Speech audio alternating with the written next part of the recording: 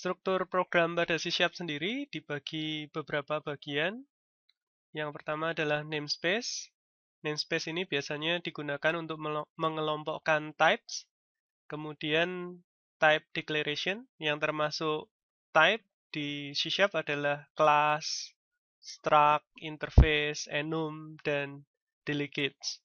Kemudian ada juga member. Yang termasuk member ini misalnya fields, method, properties, seperti itu. Dan terakhir main method. Untuk main method ini adalah entry point dari program atau method utama ya, static void main yang di demo sebelumnya kita juga sudah buat. Ini merupakan entry point yang akan dijalankan pertama kali ketika programnya berjalan. Yang pertama akan kita bahas adalah type. Jadi C# sendiri adalah bahasa yang sifatnya adalah strongly type. Jadi setiap objek yang ada di C# itu harus memiliki type atau tipe yang spesifik. Salah satu cara untuk membuat type adalah dengan mendeklarasikan kelas.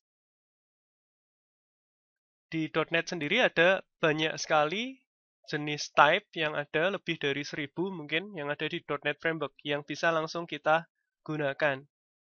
Contohnya misalnya yang sering kita gunakan itu primitive type ya, seperti string, integer, double, kemudian boolean, seperti itu.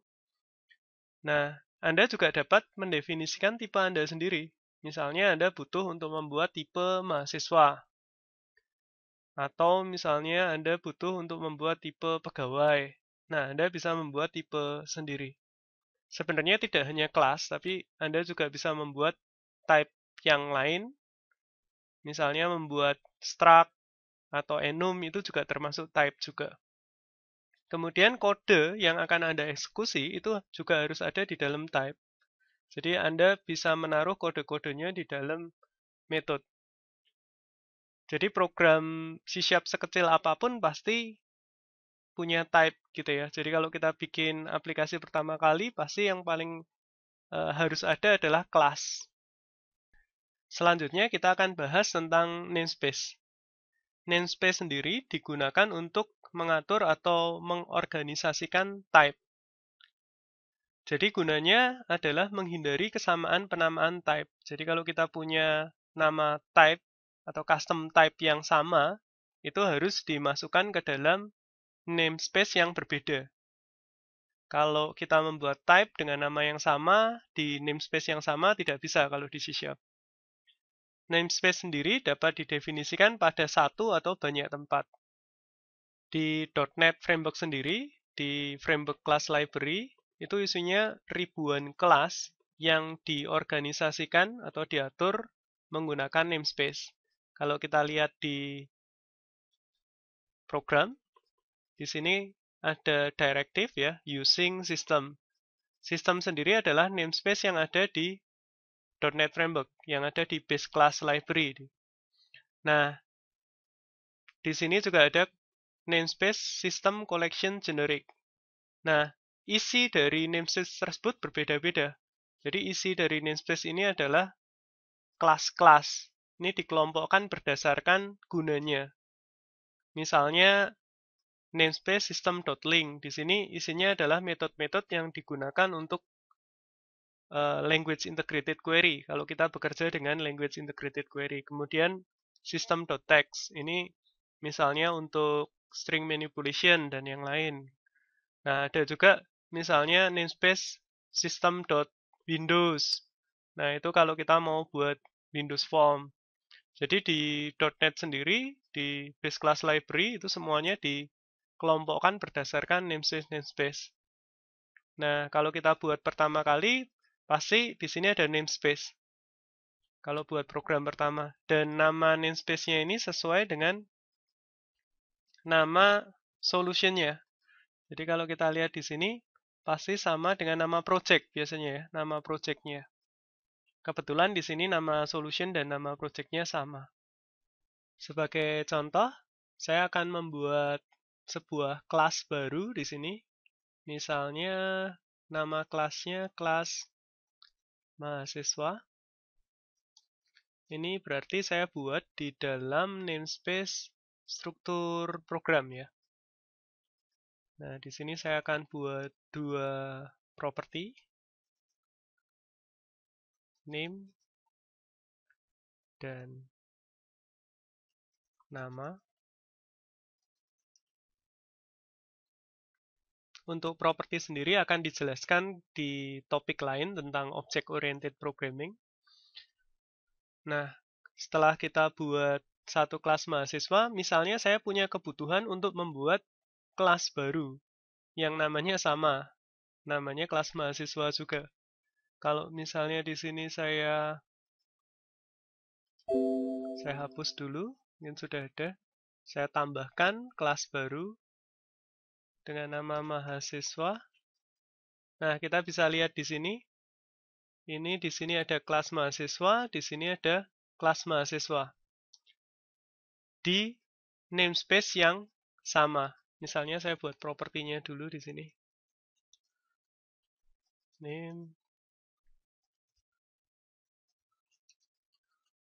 Nama, misalnya seperti ini ya. Ini berarti namespace-nya sama. Kalau saya build, akan terjadi error di sini. Errornya namespace struktur program itu sudah punya kelas dengan nama mahasiswa, jadi nggak bisa. Kalau kita mau buat type dengan nama yang sama, berarti namespace-nya harus berbeda. Misalnya di sini saya beri nama my namespace. Nah, kalau seperti ini bisa. Kita build. Nah, ini akan punya namespace yang berbeda. Nah, cara aksesnya, misalnya kita mau mengakses kelas yang barusan kita buat, kelas mahasiswa, di dalam namespace my namespace. Nah, seperti ini. Misalnya namanya MHS1 gitu ya. Nah, saya buat objek dari kelas mahasiswa dalam my namespace. Kalau saya mau membuat objek dari kelas mahasiswa yang di dalam struktur program namespace, kita juga bisa tuliskan nama namespace-nya dulu, kemudian nama kelasnya. Nah, seperti ini. Sebenarnya kita tidak perlu menuliskan nama namespace-nya karena kita menulis kodenya di dalam kelas program atau di dalam namespace struktur program. Jadi, untuk mengakses kelas mahasiswa tidak perlu menyebutkan nama lengkap namespace-nya. Beda dengan yang pertama. Kalau yang pertama di sini, karena kelas mahasiswa di sini itu di dalam namespace my namespace. Karena tidak dalam satu namespace, kelas program ini berada di namespace yang berbeda, yaitu di struktur program, maka kita harus menyebutkan lengkap kalau ingin membuat objek dari kelas mahasiswa. Kemudian saya akan menambahkan lagi satu kelas baru, misalnya di sini saja, di dalam my namespace, tapi nama kelasnya adalah kelas pegawai. Propertinya hampir mirip. Nick, nomor induk karyawan, dan satu lagi nama. Tipe datanya string. Nah, seperti ini. Nah, kemudian dari sini saya mau mengakses kelas pegawai. Sebelumnya kita harus menuliskan menggunakan my namespace dot gitu ya, mahasiswa atau pegawai. Kalau kita nggak mau menuliskan lengkap, kita bisa menggunakan directive di atas ini.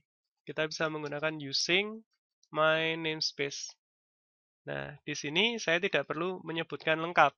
Tinggal saya tulis pegawai. Nah, seperti itu. Jadi guna namespace untuk mengorganisasikan type.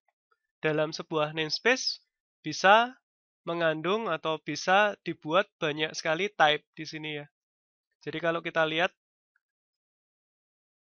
di .NET Framework sendiri ada banyak sekali namespace-nya. Misalnya di using system. Nah, di dalam sistem namespace system ini pasti banyak sekali kelas-kelas yang ada di sana. Ini juga sama. using system collection generic. Di sini, di dalam namespace ini juga terdapat type yang digunakan untuk membuat objek-objek collection. Misalnya, kalau kita mau lihat yang ada di dalam namespace system collection generic. Nah, di sini di IntelliSense kita bisa lihat, kita tekan titik, kemudian di sini bakalan ada kelas-kelas atau type-type yang ada di dalam namespace system collection generic. Di sini ada class list, ada link list, ada queue. Ini untuk membuat misalnya antrian, membuat list, membuat tumpuan, membuat stack. Nah, selain kelas, jenis type yang ada juga adalah interface. Biasanya untuk deklarasi atau penamaan interface di C# itu depannya menggunakan huruf I. I collection, misalnya I compare. Nah, penjelasan tentang kelas, interface, objek, abstrak kelas itu akan dibahas di topik selanjutnya tentang object-oriented programming. Pada C#, Anda juga bisa mengambil informasi tentang fully qualified type name. Jadi, objek yang kita buat, itu kita bisa tahu kira-kira dia itu punya namespace apa, kemudian namespace-nya itu ada dalam assembly yang mana, kode assembly yang mana. Nah, jadi yang informasi yang diberikan mencakup nama assembly-nya, kemudian nama namespace-nya, dan tipenya. Misalnya, di sini kita mau menampilkan informasi tentang objek PG1. Nah, di sini kita bisa tuliskan console writeLine. Kemudian nama objeknya dulu PG1, get type. Kita ambil tipenya, assembly qualified field name. Nah, kemudian kita bisa jalankan programnya. Nah, di sana bisa kita lihat bahwa objek yang kita buat itu ada di dalam namespace, my namespace, nama tipenya adalah pegawai, kemudian dia ada di dalam assembly struktur program, karena kita buat projectnya namanya di sini struktur program. Oke, kalau kita jalankan, kita build, kita bisa lihat di folder sampel C#, di sini nama projectnya, nama solutionnya juga sama, itu struktur program. Nah, jadi strukturnya seperti ini. Pertama, folder pertama ini nama dari solutionnya, struktur program. Kemudian di sini ada .sln, ini file solutionnya. Jadi kalau kita mau buka lagi di Visual Studio, ini bisa di double klik. Kemudian folder selanjutnya itu nama project. Kebetulan di sini nama solution dan projectnya sama. Nah, di dalam project itu isinya adalah file-file yang kita buat. Jadi kita punya file program.cs, kita juga buat mahasiswa.cs. Nah, di mana tempat menyimpan file assembly-nya? Tempat file assembly-nya adalah di bin debug. Nah, di sini ketika program atau project kita dikompil, dia akan menghasilkan output seperti ini, tipe assembly seperti ini, struktur program.exe. Ini bisa dijalankan, tapi menjalankannya lewat command prompt. Kalau seperti ini dia langsung ketutup. Nah, itu penjelasan tentang namespace dan type. Jadi, saya harap Anda bisa lebih jelas mengenai apa itu namespace, apa itu type di C#. Pembahasan selanjutnya adalah tentang variabel. Seperti bahasa pemrograman yang lain, di C# sendiri juga menggunakan variabel untuk menyimpan nilai. Jadi di C# itu setiap variabel pasti memiliki tipe, karena C# sendiri termasuk bahasa pemrograman yang strongly typed. Jadi kalau kita buat variabel pasti ada tipenya, dan nilai yang dimasukkan harus sesuai dengan tipe yang sudah kita deklarasikan sebelumnya. Jika kita akan menggunakan variabel, variabel tersebut juga harus diberi nilai terlebih dahulu. Kalau misalnya kita tidak memberi nilai ke variabel tersebut, tapi kita gunakan, misalnya kita mau menampilkan atau mengoperasikan variabel tersebut, maka compiler akan menampilkan error. Compiler C# sendiri akan memastikan bahwa nilai yang dimasukkan ke dalam variabel itu sudah sesuai dengan tipe variabelnya. Sebagai contoh, di sini kita akan mendeklarasikan sebuah variabel, misalnya aja di sini saya buat tipenya adalah integer, nama variabelnya bilangan 1. Nah, kemudian variabel kedua hasil. Nah, saya tulis hasilnya itu 5 plus bilangan 1. Kita lihat bahwa bilangan 1 ini belum diberi nilai. Nah, maka compiler otomatis akan menampilkan error. Di situ akan muncul error unassigned local variable bil 1. Jadi, variabel bil 1 harus diberi nilai dulu kalau mau dioperasikan seperti ini. Nah, jadi sebaiknya kalau kita punya variabel pasti harus diberi nilai dulu. Misalnya di sini saya kasih 12 nilainya, nah di sini baru bisa ditampilkan.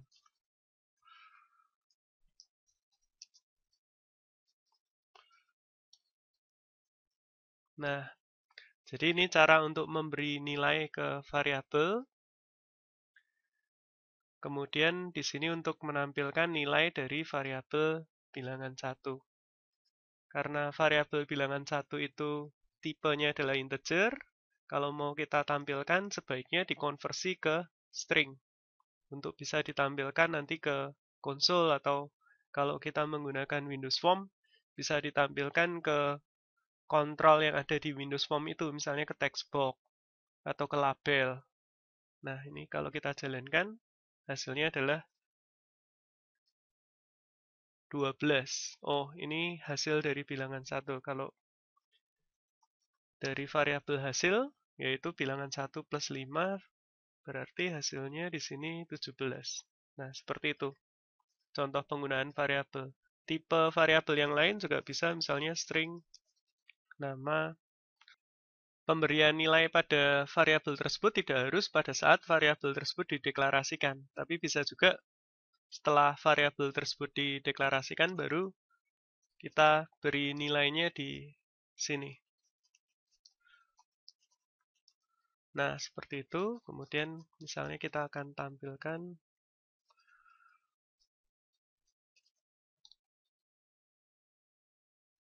hasilnya. Nah, seperti itu. Itu adalah cara untuk membuat variabel di C#, kemudian memberi nilai ke variabel tersebut. Pembahasan selanjutnya adalah tentang statement dan expression. Statement dan expression sendiri adalah sebuah konsep yang penting dalam bahasa pemrograman. Biasanya kalau kita membuat program, itu terdiri dari banyak statement atau banyak instruksi-instruksi yang nanti dikerjakan oleh komputer. Jadi, misalnya kita membuat sebuah metode pada sebuah program, maka isi dari metode tersebut itu adalah kumpulan instruksi-instruksi atau kumpulan statement-statement. Di C# sendiri, statement itu diakhiri oleh tanda titik koma. Statement di C# itu dijalankan per baris sesuai dengan urutan instruksi. Jadi dari atas ke bawah gitu ya, per baris sesuai dengan urutan instruksinya. Nah, kemudian expression. Expression itu adalah statement yang digunakan untuk menghasilkan nilai. Biasanya melibatkan operator, walaupun tidak wajib ya. Ada juga expression yang tidak menggunakan operator, tapi biasanya menggunakan operator. Nah, expression itu dapat menambahkan nilai hasil expressionnya ke dalam variabel baru, atau untuk pengecekan kondisi tertentu. Misalnya contoh statement seperti ini ya. Jadi kalau kita misalnya tuliskan console writeline bla bla bla titik koma, itu satu statement. Kemudian console writeline itu satu statement. Misalnya kita punya metode kita panggil metodenya, kita beri parameter, titik koma itu satu statement. Jadi semua instruksi itu namanya statement. Nah, kalau expression biasanya sih ada operatornya, seperti itu. Misalnya ini, mengoperasikan variabel alas dan tinggi. Kemudian dimasukkan ke dalam variabel hasil. Nah, operatornya itu kita menggunakan operator perkalian, misalnya di sini. Jadi hasil sama dengan setengah kali alas kali tinggi, itu satu expression. Nah, seperti itu. Anda dapat menambahkan komentar pada C#. Jadi bagian komentar itu nanti tidak akan disertakan dalam proses kompilasi. Biasanya itu digunakan untuk menambahkan keterangan pada baris kode yang kita tulis, atau misalnya untuk menutup sementara kode yang tidak akan dijalankan, seperti itu. Nah, jadi untuk menggunakan komentar di C# kita bisa menggunakan simbol slash ini ya, garis miring. Misalnya ini tidak mau kita jalankan, kita bisa statement ini tidak mau dijalankan, kita bisa menambahkan garis miring. Maka ini tidak akan dikompil. Tapi kalau untuk banyak baris, Anda bisa menggunakan garis miring bintang ditutup dengan bintang garis miring. Ini kalau misalnya yang mau dijadikan komentar atau baris yang mau tidak akan dieksekusi oleh compiler, misalnya ada 10 baris. Nah, kita tidak perlu satu persatu diberi garis miring seperti ini. Cukup di bagian awal kita kasih garis miring bintang, kemudian terakhir ditutup dengan bintang garis miring.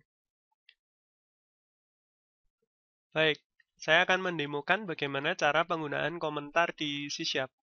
Anda bisa menambahkan komentar untuk menambahkan keterangan saja, misalnya di keterangan untuk statement yang ada di sini. Misalnya variabel bilangan 1 berisi nilai dengan tipe integer. Misalnya seperti itu. Atau kita tidak ingin statement tertentu dijalankan. Nah, ini bisa diberikan komentar seperti ini. Nah, ketika dieksekusi ini baris kode yang di sini, statement yang di sini tidak akan dijalankan. Kalau lebih dari satu baris, Anda bisa menggunakan slash bintang ditutup dengan bintang slash.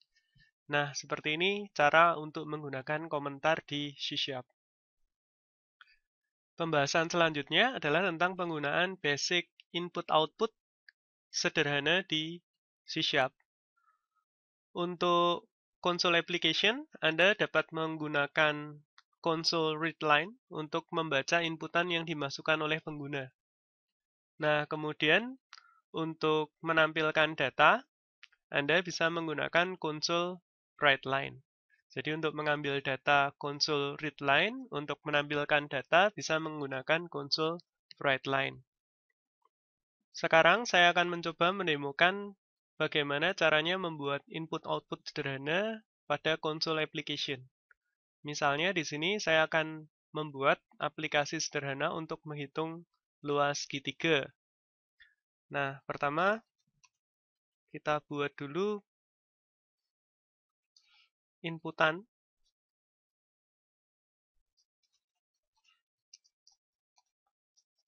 Luas G3 berarti alas misalnya ya.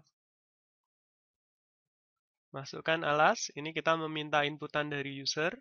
Kemudian ketika user menginputkan data di console application, kita akan tampung. Misalnya di satu variabel yang tipenya double, alas. Nah, karena kita mengambil inputan itu dari konsol, berarti tipe datanya itu pasti string. Untuk jadi double, kita harus mengkonversi tipe datanya terlebih dahulu. Nah, kita konversi terlebih dahulu. Nah, untuk membaca inputan dari pengguna, dari user, itu kita menggunakan readline. Nah, seperti ini.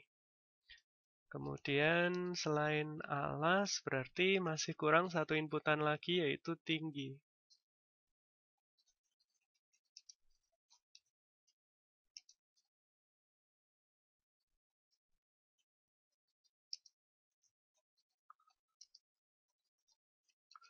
convert to double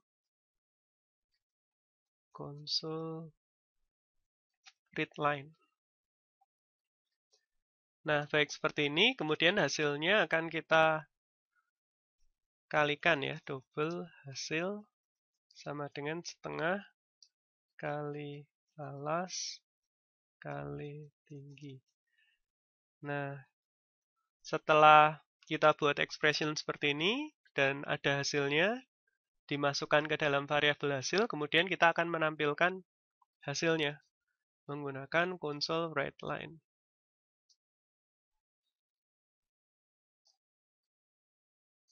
Luas segitiga, misalnya.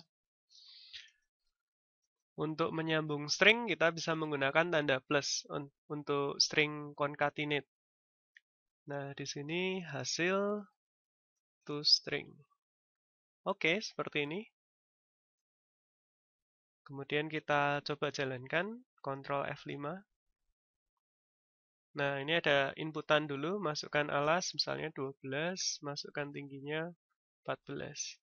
Nah, luasnya 84. Nah, itu contoh penggunaan basic input-output sederhana di aplikasi konsol. Pembahasan kita selanjutnya adalah tentang referensi. Pada demo sebelumnya, kita sudah pernah membuat project yang mereferensi ke assembly dari project lain yang ada dalam satu solusi yang sama. Sebenarnya Anda bisa menambahkan referensi ini untuk misalnya menambahkan assembly yang ada di base class library. Jadi kalau kita tahu bahwa base class library itu ada banyak sekali assembly yang disediakan di sana, mungkin ribuan ya, ribuan type yang diorganisasikan atau diatur dalam namespace ya. Nah, itu bisa kita referensi ke aplikasi yang kita buat. Nah, kita juga bisa mereferensi dari third party assembly. Dari assembly pihak ketiga. Misalnya kita butuh komponen tertentu yang kita nggak mau buat sendiri, kita bisa beli. Beli aja misalnya di penyedia third party komponen, sangat amat banyak. Contohnya yang paling populer misalnya Telerix atau DevExpress. Nah, kita juga bisa mereferensi assembly pada solusi yang berbeda. Misalnya kita punya dua solution, kita mau mereferensi assembly dari solusi yang lain. Kalau di demo kita sebelumnya kan pada satu solusi yang sama. Nah, nanti kita akan coba mendemokannya. Pada demo berikut, saya sudah membuat project baru dengan nama contoh referensi 1 ya di sini. Nah, kalau kita lihat ketika kita membuat project console application baru, di sini sudah ada referensinya. Jadi project ini sudah mereferensi ke assembly-assembly yang ada di dalam base class library. Misalnya, kenapa kok kita bisa mengetikkan console write line. Nah, karena console write line ini itu sudah ada di assembly MS Core Lib. Kalau kita mau lihat bisa di view, kemudian object browser. Nah, di sini ada assembly bawaan. Kalau kita buat project pasti ada MS Core Lib di sini. Nah, di sini kalau kita lihat ada console. Nah, ini objek console. Type console ya. Nah, di sini ada metode-metodenya seperti write line, read line, dan lain-lain di sini. Nah, itu sebabnya kita bisa menggunakan console write line karena memang sudah ada assembly yang direferensi di sini. Misalnya saja kita mau menggunakan kriptografi, kita bisa tuliskan using system security cryptography. Kita mau menggunakan algoritma misalnya MD5 gitu ya. Private. Nah, di sini MD5. Nah, di sini udah ada ya. Misalnya MD5. Nah, seperti itu. Kenapa kok sudah ada kelas tersebut ya? Karena sistem security namespace system security juga sudah ada di referensi, dia ada di assembly system. Kita bisa lihat objek browsernya lagi. Kemudian kita ke sistem. Nah, di sini ada sistem security, kriptografi. Nah, di sini. Di sini sudah ada sistem security kriptografi. Jadi kita bisa menggunakan type-type yang ada di dalam namespace tersebut. Nah, namespace tersebut bisa dipakai kalau kita menambahkan referensi di sini, karena kita sudah ada referensi sistem. Kita juga bisa menambahkan referensi dari solusi yang berbeda. Misalnya kita buat satu solusi baru lagi. Kita buka Visual Studio lagi. Kita buat satu project baru. Saya buat projectnya class library. Saya beri nama class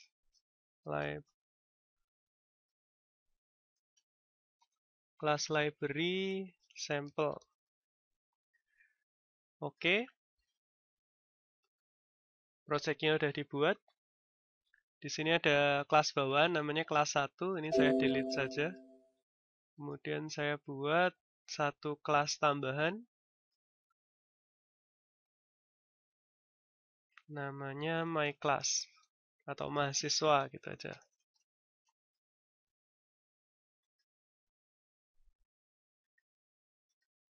Saya tambahkan public agar bisa diakses dari kelas lain. Nah, kemudian di sini saya buat dua properti, string name, string nama. Kemudian saya bikin satu metode.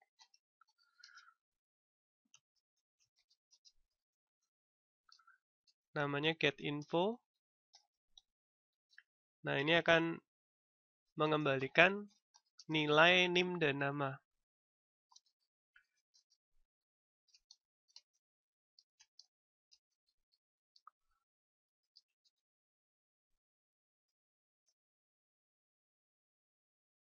Nah, seperti ini. Kemudian saya build solusinya. Nah, berarti solusi ini yang saya buat barusan, class library sample ini akan mengoutput assembly. Nah, nanti assembly-nya akan kita pakai di project kita sebelumnya. Oke, kita masuk ke project kita yang sebelumnya. Ini ya, tadi. Saya hapus dulu. Nah, kemudian saya mau mereferensi assembly yang sudah saya buat. Karena di solusi yang berbeda, saya klik browse saja. Kemudian di sampel C#, namanya tadi class library sample. Nah, di bin, debug. Nah, di sini ada class library sample.dll. Ini adalah output dari project class library sample yang kita buat sebelumnya. Ini kita bisa add, kita bisa tambahkan, oke. Nah, maka di sini akan muncul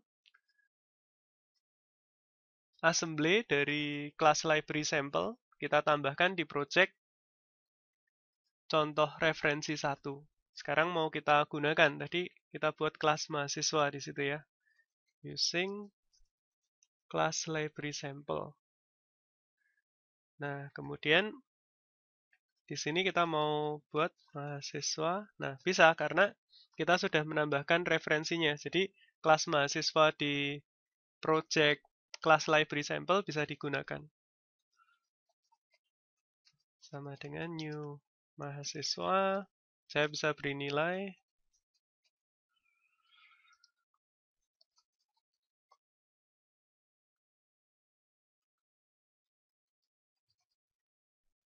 Misalnya seperti ini.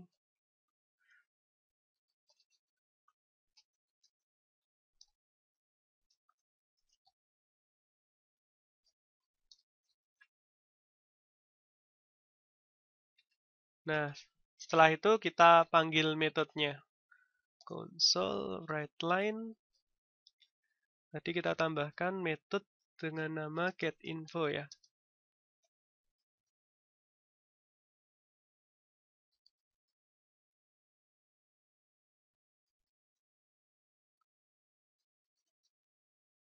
GetInfo. Harusnya akan mengembalikan nilai NIM dan nama. Kemudian saya jalankan. Nah, di sini 2200 namanya Erik. Nah, seperti itu. Jadi, itu cara untuk menggunakan assembly atau mereferensi assembly dari solusi yang lain. Kita juga bisa sebenarnya menambahkan assembly dari third party komponen. Misalnya kita udah beli library dari Telerik atau dari DevExpress, kemudian kita bisa menambahkan assembly-nya di sini. Kemudian kita bisa menggunakan komponen yang kita beli tersebut dari third party library. Nah, sekian penjelasannya. Semoga Anda bisa lebih mengerti tentang bagaimana cara mereferensi assembly pada C#. Pada chapter ini kita sudah belajar beberapa hal.